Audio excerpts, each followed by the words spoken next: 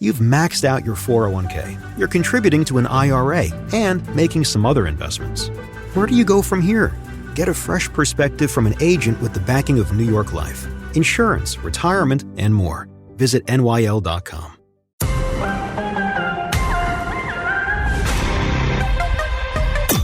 Judge Jeanine Pirro. She's the outspoken host. Judge Jeanine Pirro is dominating the headlines right now. This is the Judge Jeanine Tunnel to Towers Foundation Sunday morning show. Now, here's Judge Jeanine Pirro. Welcome, everyone, to the Judge Jeanine Tunnel to Towers Foundation show. I hope everyone is enjoying their day so far. It's a beautiful day here in New York City. Well, not so beautiful. It's cold and it's ugly and there's snow, but hope springs eternal, and spring is on its way, allegedly, but not according to Punxsutawney, whatever his name is. The one that de Blasio dropped, I think probably has a head injury, so he doesn't know what he's doing. But anyway, I digress. We are still armed and ready to serve justice with all my great listeners here on the Red Apple Audio Network. There is so much that happened this week. 21 days, Donald Trump is the president of the United States. The Democrats having breakdowns. They're singing. They're yelling F Trump. They're out of their minds. They're seeing therapists, and the rest of America, like 70%, is saying, thank God he's doing what he promised to do. 83% of us want wholesale change in the government, and the president is delivering. So, you know what? Those Democrats just don't get it. They want to complain. They're upset with Hakeem Jeffries, the minority leader in the House. And even Hakeem Jeffries said, hey, you know, at some point, we're going to have to agree with them. They've got the House, the Senate, and the Oval. At some point, we got to find some common ground. But no, they're the haters. Remember, Trump was Hitler, and America didn't buy it. Trump's a criminal. America didn't buy it. And now what we've got is Donald Trump doing what he said he was going to do. And thank God he's looking to protect our money, protect our border, to protect us in terms of safety, and to make sure that we are represented on the world stage. And I'll tell you something, folks. This is just me and you talking. It infuriates me. I love that he's gotten so many hostages back, but it infuriates me because it tells me, and we all know Joe Biden was clueless. We all know he was cognitively declined. We all know they hit him. They gave him notes. They couldn't walk him out there, to answer press questions. We all know that. And then Donald Trump comes in, the 47th president of the United States. We get 6 prisoners from Venezuela. We get Mark Fogel, and we get several more hostages who are coming home. And Trump is obviously saying we don't get everybody back from Hamas, and there's going to be big trouble. Why didn't Joe Biden do any of this? Why didn't Joe Biden, when he brought back Brittany Griner, bring back Mark Fogel? You tell me. Why was the left so exercised about, oh, my God, she's this wonderful basketball player. We have to bring her back. Oh, what the hell with the white guy. Forget about him. Okay, I'm sorry. He was arrested before she was. He was in jail in Russia before Brittany Griner was. He had medical marijuana. He has a back issue. And she had apparently hashish oil or marijuana, and yet they pull her out, and no reason for not pulling out Mark Fogel. And I told you last week, you heard it from Rick Grenell himself, there were no visits to any of the prisoners in Venezuela by the State Department during the Biden administration, which is required. America has the right to check on hostages, to visit, to make sure those prisoners are okay. Biden administration didn't give a damn. And if they tell you they didn't let them, well, you know what? Venezuela said you can't bring our Tren de Aragua gangbangers back either. So why did Trump do it? Why did Trump get hostages out that Biden couldn't even figure out whether or not he could do a wellness visit? Why did Trump get these people back? Why is Trump sending Tren de Aragua back? Because he's a real man who understands business, he understands politics, and he gives a damn. Joe Biden only cared about his corrupt crime family and making sure that he trashed Republicans, the MAGA extremists. We're not going to let you take over America. Well, America rejected it, folks. And now Trump is following through. And just this week, the Trump administration, through the Department of Justice, sued Illinois, and now they just sued New York. I'm happy to say Governor Kathy Hochul and Attorney General Letitia James, as well as the Commissioner of the Department of Motor Vehicles. Why? Because Trump is following through on his promise to make sure that he would control illegal immigration and the illegal immigration crisis in America. And the vast majority of Americans agree with that. And so now they have sued sanctuary cities, and they are suing the green light law in New York. Now, you may not know what that law is, but it was passed in 2019. The green light law allows for illegals to get a license. Now, no one talks about this, but getting a license is a point of identification that you can then use as part of your effort to vote. Okay. But more than that, giving licenses to illegals then allows, under New York law, the Department of Motor Vehicles to shield any information about that license from federal law enforcement, ICE, Customs, Border Patrol. And yet this information is needed in real time. So if a police officer makes a stop or is involved in a search or, as I said, a vehicle stop, a border crossing, they need this information immediately. They need to be able to call into the Department of Motor Vehicles and say, I've got this guy, I've got this license. Who is he? Is he illegal or is he not legal? What is his address? Send us an identification photo. Send me a copy of the vehicle registration. I need to know what I'm dealing with. And we all know that vehicle stops are the most dangerous for law enforcement. And not only that, New York is so crazy under these Democrats that New York State, under this green light law, is required to tell the illegal to tip them off whenever information is requested about them. So the Department of Justice said, bull, we're not going to tolerate this anymore. We get that you have a state, but now your sanctuary city policy is obstructing federal law. And we all know that the federal law, immigration law, preempts all state and local laws. And to the extent you restrict the sharing of information, you are obstructing. And under the Supremacy Clause, federal law and immigration law is the supreme law of the land.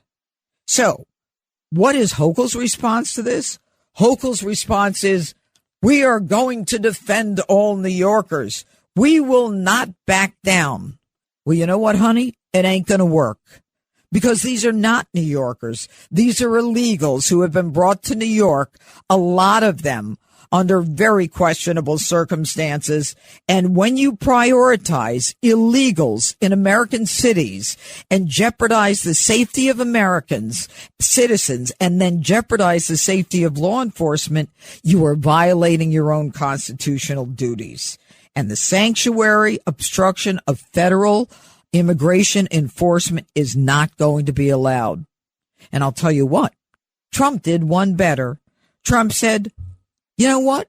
We're not going to reimburse cities with sanctuary policies where they refuse to cooperate with law enforcement.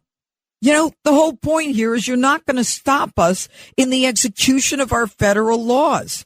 The state is not going to be allowed to discriminate against the federal government. And that's exactly what they're doing. And the consequences are enormous. And I have in front of me the lawsuit that was filed in the Northern District of New York, at the Albany division, where, you know, the Department of Justice says, look, the United States is currently facing a crisis of illegal immigration, and the federal government is set to put a stop to it.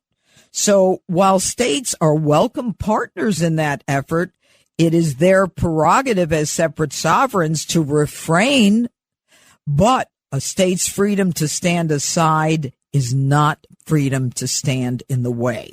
And where inaction crosses into obstruction, the state breaks the federal law.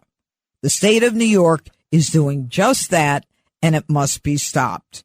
So, ladies and gentlemen, what we have got now, issue is joined in the federal courts, and it is now up to the courts to decide under the well-established principles of intergovernmental immunity whether a state can be prohibited from directly regulating or discriminating against the federal government.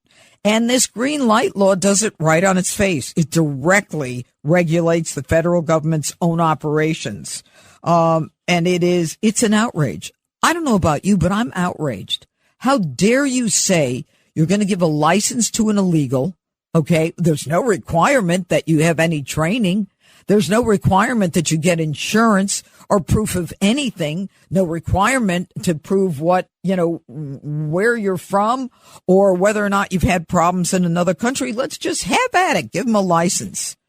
And then if you're stopped in a vehicle stop and a cop calls in and says, I got this license, can you give me information? They say no. Am I dealing with a violent felon? Am I dealing with a murderer from another country? Can you send me a picture of the guy? Can you give me his address? And New York State says no. How dare they? So Donald Trump is doing everything and exactly what he said he would do. And he is continuing with the Doge. And we saw Elon Musk in the Oval Office this week. And Elon Musk came out and said, I am unearthing this stuff. I have no interest in anything other than the fact that American dollars are being misspent. And the president has asked me to look at agencies and I look at companies. It's why, I've taken over countries and I'm the richest man. I think he's one of the richest men, if not the richest man in America and in the world. I don't know. It doesn't matter to me. And yet the Dems are having a fit. They're having a conniption. They're like, how dare the president bring him in? He's unelected. No one in the executive office is elected. The president can bring in whomever he wants to do a forensic analysis of agencies in the government. I would think that that's a good thing. I would think that the American people would want to know whether or not taxpayers' dollars are being improperly spent or are being given, as we're seeing in the news, to terrorist organizations so people like Anwar al-Awlaki can get a college education. I mean, come on, people. Isn't this what we want? Don't we all want to make sure that this money that we work hard for is not just thrown away? The whole effort by Donald Trump to save American taxpayers money that is being misspent is being attacked by people on the left. The Doge-deranged Democrats are at it again. They absolutely hate Elon Musk. So I want you to take a listen to these desperate Democrats. We start with Maxine Waters, go to Elizabeth Warren, and then Representative Ayanna Pressley. Listen to how they go after Elon Musk this week. Why does Elon Musk want to get rid of all of this? Because he's a thief. He's a gangster.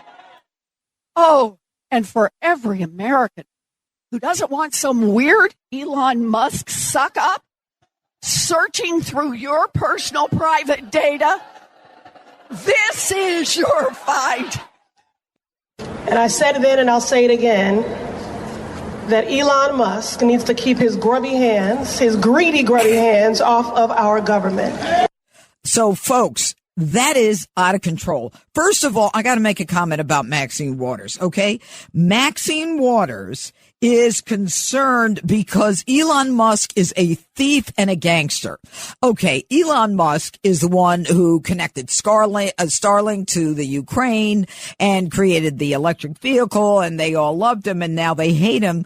But she calls him a gangster. She was at Sam Bankman-Fried's trial. You know, the cryptocurrency guy who got 25 years for fraud, for misusing billions of dollars of customer money, where he took funds from one fraud agency, FTX, to cover losses in another one of his companies.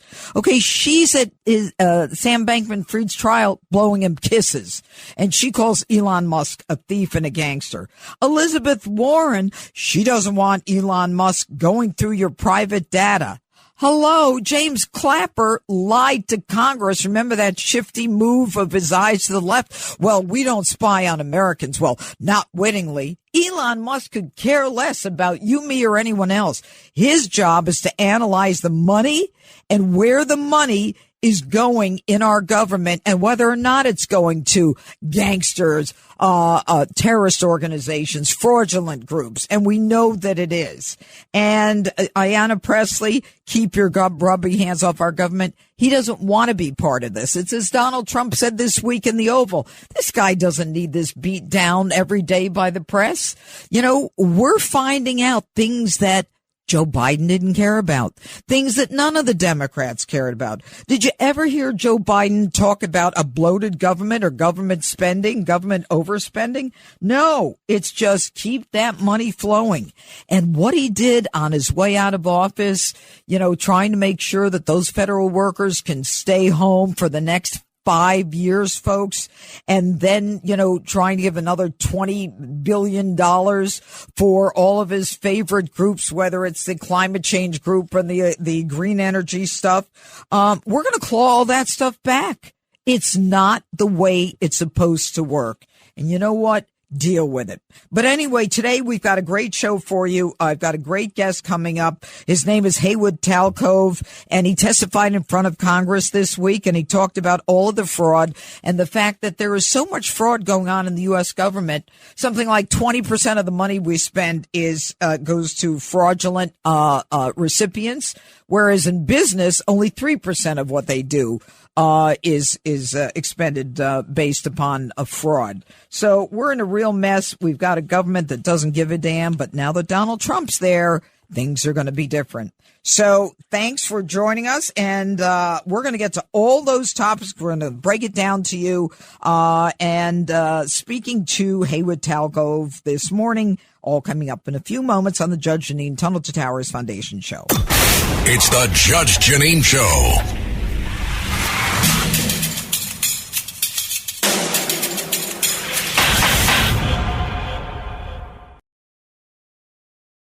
Now, it's time for Protecting Your Future, sponsored by Colonial Metals Group. Here's Judge Jeanine. Hi, I'm Jeanine Pirro, and this is Protecting Your Future, sponsored by Colonial Metals Group. Today we're talking about DOGE and government efficiency and saving taxpayer dollars. Well, it's about time you look to your private money and your future. And that's why Colonial Metals Group is the place for you to find out how to protect your money.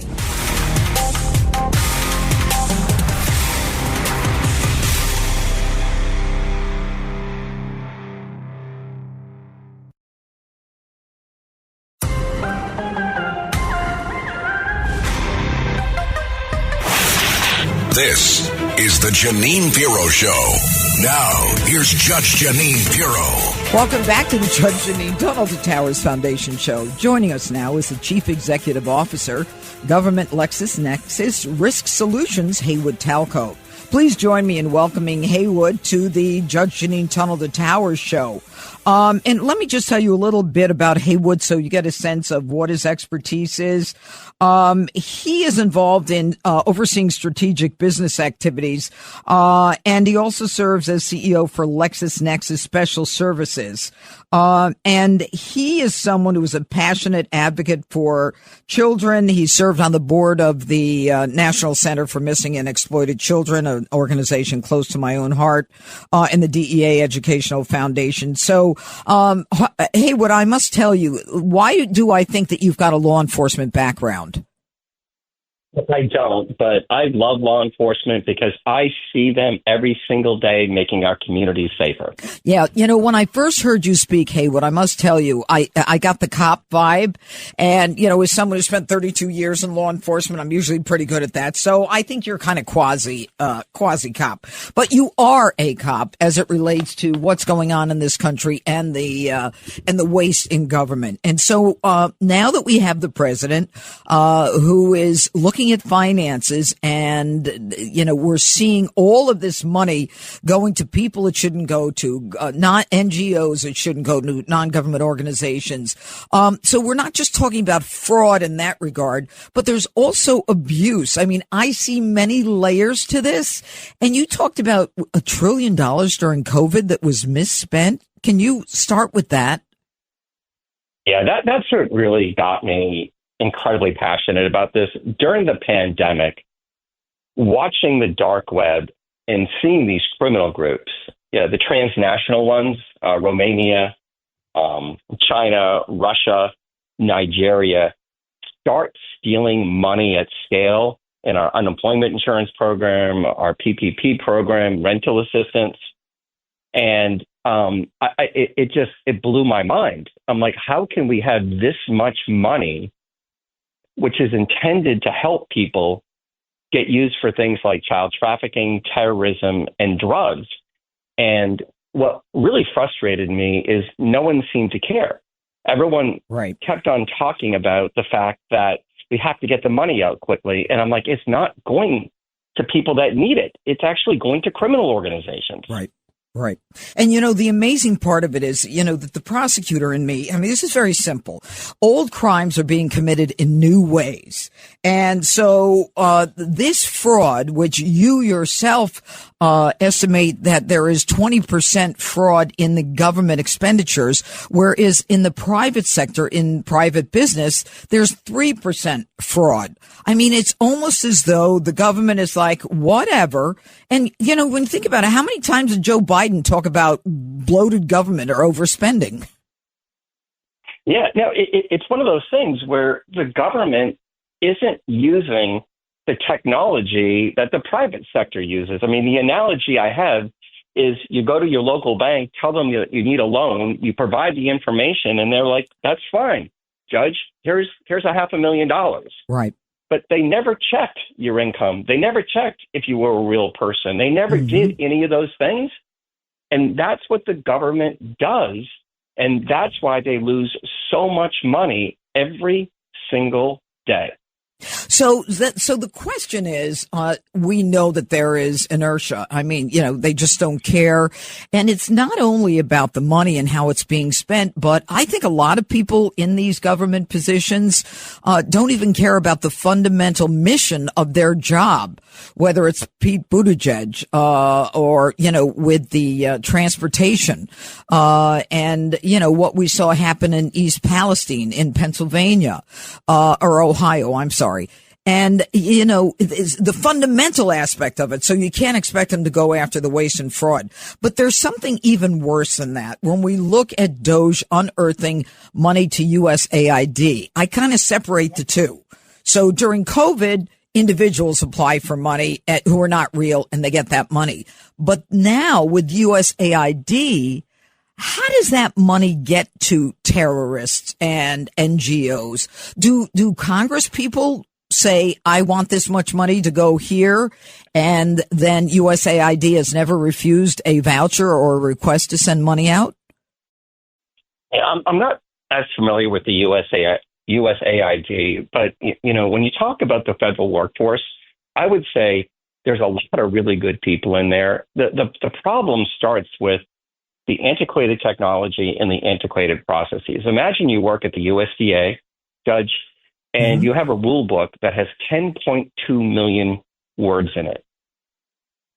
How in the world can you follow it? And then I think the other problem in government is the lack of incentive. Right. Warren Buffett had this unbelievable quote about getting rid of the deficit a couple of years ago, where he said, if the deficit is more than 3% of GDP, no member of Congress can run for re-election. Yep.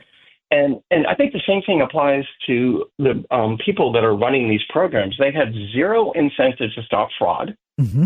And also, what no one talks about at the end of this is there's a victim here.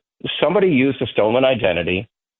They got benefits in somebody else's name. And when that real person comes to go get their unemployment insurance, their PPP loan, rental assistance, or their tax refunds, they can't get it and they are tortured. And something happened to my mother back in July that just made that point so visceral for me. The emotional distress is caused by the lack of government doing what the private sector does every day. Right. Right. Yeah. And the fact that there isn't anyone looking out for us. But, that's kind of the reason in some small way that we have the civil service laws that are so tough, because the belief that institutional knowledge and these people, irrespective of who comes in, will continue the work of the government. I mean, it's backfired because they don't care either.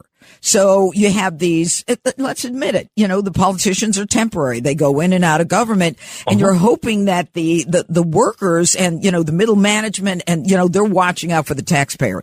But no one's watching out for the taxpayers for our money that's being given away, or, as you say, the individual whose identity has been stolen. And I think that what we're going to see with President Trump, and tell me if you agree, is that he's just putting an end to it, like FEMA. New York City this past week, $59 million, and then to New York City for illegals. And, New York City comes out and they says, of the 59, only 19 million was for hotels. Well, heck, should I feel better? You say the rest is for food and protection? 19. So you got another $40 million. Where is that going? No one's watching this. They're bumping up the prices of the cost of the hotels. They're saying they're not in luxury hotels, but many of them are in luxury hotels. You couldn't get a hotel in New York City 2 summers ago because they were filled with illegals. I mean, this is a breakdown of our society. Where I go is we're $36 trillion in debt. Mm. And it's increasing $1 trillion every 100 days. It's completely unsustainable, right? You can't spend more on debt service than you do on defense. And if you just go back to, you can save $1 trillion a year just by doing what the private sector is doing. And the money that you're saving was going overseas. 70% of the money during the pandemic went to those transnational criminal groups. So why don't we start doing it? Like, it makes it easier for people. It makes it easier for the people that are working in the administration trying to administer these programs.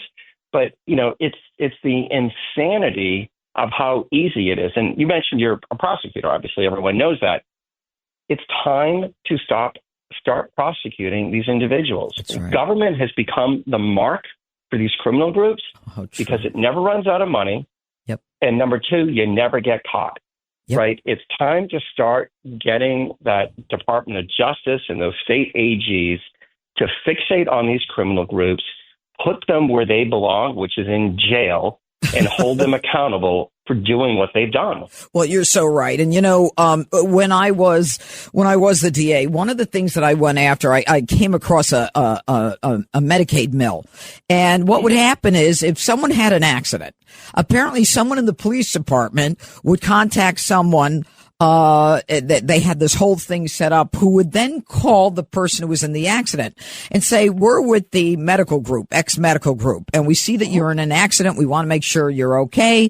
And there's no cost to you. Are you feeling any aches and pains? Sure. They go in and then they recommend this treatment, that treatment, the other treatment. They recommend that they go to the doctors or for treatment in a private vehicle because the bus is too difficult for them. They recommend that they get massages. I mean, it was tens of millions of dollars, and this was just in Westchester County. And I remember saying to myself, where the hell is the AG?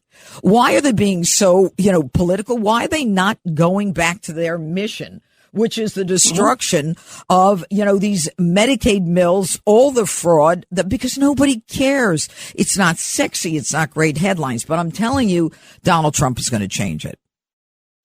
Yeah. When you talk about that stuff, I talked about the transnational criminals, the organized criminals, but to me, the worst are the insiders, the individuals that work in those agencies that understand those processes and systems and steal from the very people they're trying to help. And those are the people that need to be held accountable. I think it was in California last week. They busted a group of individuals that work for the state that stole $50 million in 4 months from Medicaid. Oh my gosh. I mean, how do you steal $50 million? How did nobody take a look at that and say, that looks kind of odd to me? Yep. How pathetic is that? You know what? I think it's a reflection, Haywood Talcove, of the fact that not only is no one looking, but there is some sense of entitlement by people in government, that they're in the federal government, that they're entitled to their job, that no one's going to take it away from them because they have civil service protection, that they're going to, go to whatever conference their agency is going to send them to. And, it's a skate for them.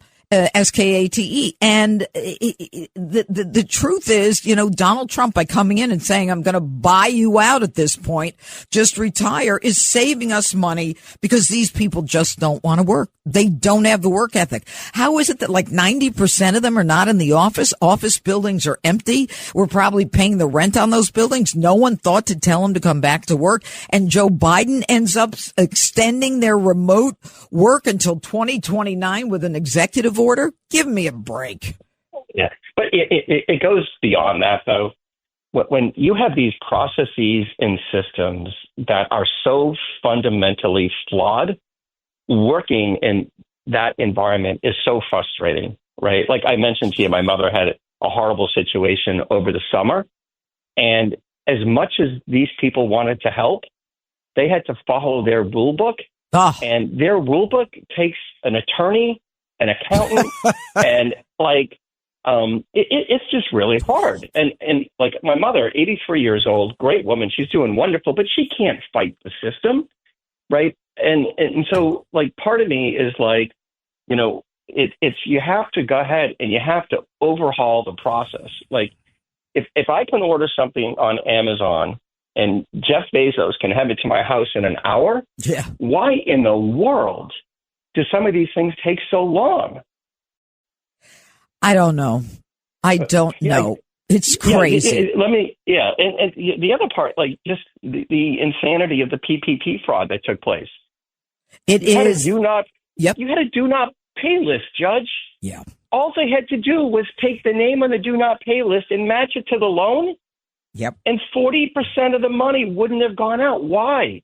Well, because there's a crazy law that was passed in 1974 called the Privacy Act that doesn't allow it. Come on. Interesting. I didn't realize that. Really? That's really about privacy? That's what that came down to? The Privacy Act actually enables criminals. It doesn't help with privacy. So explain that. I mean, don't they renew this? Or is that just... That thing's got so much dust on it, and I don't think people understand it. Well, obviously, the people in government have interpreted it in a way that's, that doesn't protect us. Yeah, I think that's fair. I think the people that are running the agencies are very conscious of following the law. And at the same time, the criminals understand that law prevents the things that need to happen to make sure the payments go to the right people. I mean, it's stunning. Well, but not only do they not look at it or certainly prosecute, nobody looks to get the money back. The idea of a clawback, which is what President Trump is talking about now with all this funding, he clawed back $80 million for illegals in New York City. And by the way, they've spent $7 billion on illegals in New York City. The president's like clawback, and they're like, oh, it's unconstitutional. It's unconstitutional. You can't do it. You can't take the money. Yeah. Well, I was asked that question yesterday when I was testifying, right? And it's like, okay, so if you go back to the pandemic and unemployment insurance, $250 billion was stolen from American taxpayers. Oh, my God. 70% goes overseas. To date, only $5 billion has been returned. Yeah. So the idea is not to let the money go to the bad person initially, in the because first it's place. really hard to get it back. So if I go to your local bank and say, hey, I'm the judge and I need $1,000 out of my checking account, like they're going to go through a bunch of things. Like, do you have an ID? Can I see your signature? Yep. And in government, we just give it out. Yeah. And then when we realize the money's been stolen, we try to track you down. Yep. It's really hard to track down people when they don't even live in this country. Yep. How sad. What do you think? I mean, are you optimistic, Haywood Talcove, going forward? I mean, do you think better days are ahead, or? I have been on this topic for 15 years. Wow. We wrote a bestseller back in 2008. Tell us the name of it. Where's the Fraud? Yeah. And we also have a webpage called fraudoftheday.com, where we've been highlighting all the ways taxpayers are losing money. But I really feel this time is different. $36 trillion in debt, increasing it $1 trillion every 100 days. And at the end of the day, it's a data and technology issue, right? The bad actors have data and technology. Government and the private sector have better technology and better data. Yeah. It's just time to apply it so we stop torturing individuals that are entitled to benefits. Yep. And that's the saddest part, because there are people who obviously are entitled. Can I tell you, I just looked it up, fraudoftheday.com. Welcome to Fraud of the Day website. Fraud of the week, the last 5 days. Amazing. This is an incredible website. When we started that website, I said, are we going to have enough material? Yeah. They tell me that thing is going to go on for generations. Every single day we find different types of fraud, and we try to let people know. Okay. And what group is this? What organization is this, Haywood Talcove? LexisNexis. We created it to shine a light on all the different ways fraud takes place in the government sector. All right. Haywood Talcove, everybody, thank you so much for joining us. You're doing God's work at this point. God bless you for doing this. And you know what? I am optimistic going forward. I think that for the next 4 years anyway, we're going to pay a close look to this. But the sad part is the American taxpayer works so darn hard. Is funding all of this fraud. Anyway, thanks so much for being with us, Haywood. We look forward to having you on again. And I will follow you on this website, fraudoftheday.com. Haywood Talcove. You do that. And thank you so much for having me. Oh, no, it's a pleasure. You're great. Thank you. It's the Judge Jeanine Show.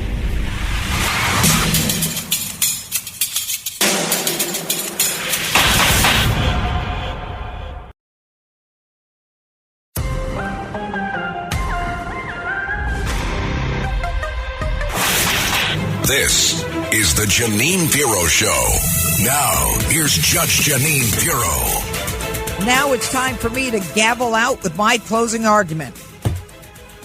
Happy days are here again.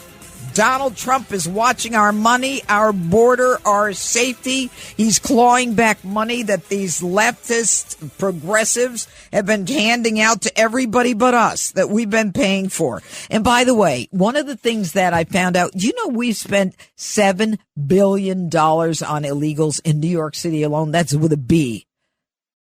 How many people in this country who have given their limbs, their arms, their legs, in foreign wars, do we spend our money on? Think about it, folks. We talk about tunnel to towers all the time.